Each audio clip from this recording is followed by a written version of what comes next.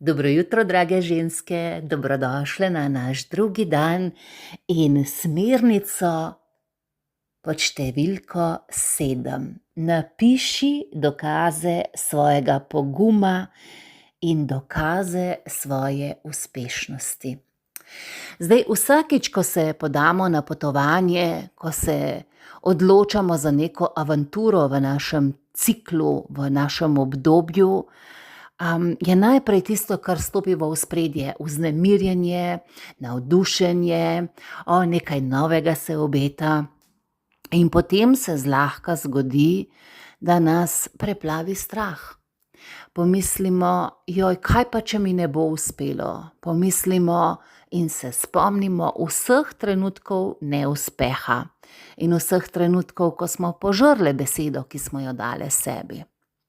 Zato je današnja smernica nekaj, kar vsakič, ko boš potovala s svojim ciklom in ko boš stopila iz menstrualne votline, oziroma če ne krvaviš, vsakič ob prvem krajcu napiši dokaze svojega poguma, dokaze svoje uspešnosti. Poglej po svojem življenju, kdaj si bila pogumna. Napiši v svoj dnevnik pogum, ki ga priznam pri sebi, pogum, ki ga vidim pri sebi. Saj veš, pogumna si bila, da si rekla čemu ja, da si naredila, da si rekla ne nečemu, da si se vrgla v neznano, da si začela nekaj, da si končala nekaj. Za vse to je potreben pogum. Za vse, kar je pomembno za nas, je potreben pogum.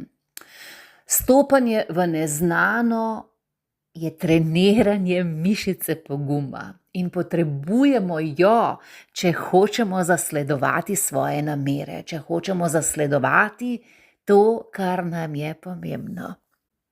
Torej, današnji zmenek, današnja smernica je: napiši dokaze svojega poguma in uspešnosti.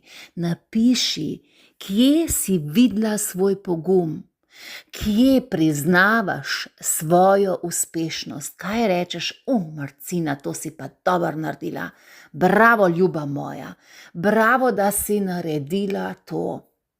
Položi svojo roko na srce, položi svojo roko na maternico in prisluhni, ko rečeš, ljuba, povej mi, kje sem bila pogumna. Ljuba, kaj prepoznavaš kot svojo uspešnost. Naj te to spremlja skozi današnji dan in da čutiš, kako pogum šiba po tvojem ožilju, po tvojem srcu, tvoji maternici in naj krepi tvojo namero in tvojo odločitev zase. Se beremo, poslušamo jutri.